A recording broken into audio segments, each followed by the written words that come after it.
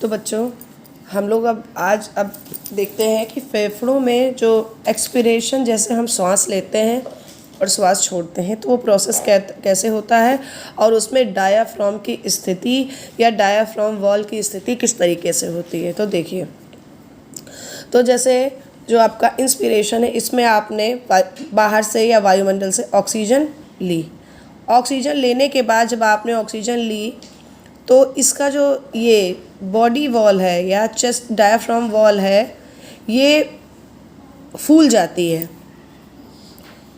ये फूल जाती है जब आप ऑक्सीजन लेते हो, मतलब सांस लेते समय छाती जब आप लेते हो तो फूलती है सांस लेते समय, और जब सांस छोड़ते हैं तो छाती आपकी फ्लैट हो जाती है।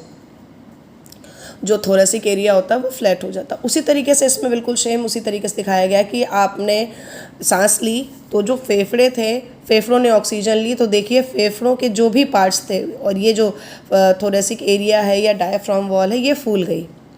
ये इंस्पिरेशन का प्रोसेस है। अब आप जो ऑक्सीजन लेते हैं, फिर जो भी कार्बन डाइऑक्साइड जो भी है अंदर, जो भी आपकी कार्बन डाइऑक्साइड जनरेट होती है, जो भी आपके खाद्य पदार्थ हैं या भोज्य पदार्थ हैं, उनके कंबंशन से जो आपकी कार्बन डाइऑक्साइड रिलीज़ होती है, तो वो फिर ट्रैकिया के माध्यम से ही फेफड़ों से होते हुए बाहर निकलती है। अब देखिए एक्सपिरेशन में क्या होता है। एक्सपिरेशन में आपकी जो कार्बन डाइऑक्साइड है, जो भी आपने उसको बाहर की तरफ छोड़ा, तो क्या हुआ, आपका डायाफ्राम जो था वो फ्लैट हो गया। देखिए इसमें काफ़ी डिफरेंस दिख रहा है कि इंस्पिरेशन का प्रोसेस है या एक्सपिरेशन का प्रोसेस है।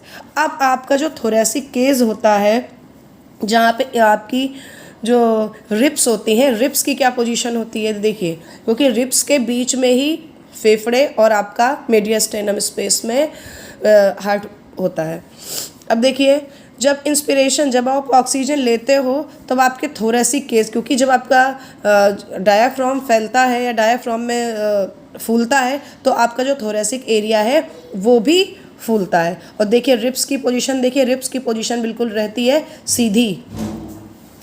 और एक्सपिरेशन में जब जो रिब्स का एरिया होता है, जब आप ऑक्सीजन बाहर, ये कार्बन डाइऑक्साइड बाहर जाती है, तो जो डायाफ्राम का एरिया फ्लैट होता है, तो रिब्स भी आपकी देखिए रिब्स की पोजीशन तिरछी हो जाती है। इसको हम एक्सपिरेशन कहते हैं। तो बच्चों, आप लोग को अगर ये वीडियो अच्छे से समझ में आया हो तो please subscribe, comment, like, share ज़रूर कीजिएगा। धन्यवाद।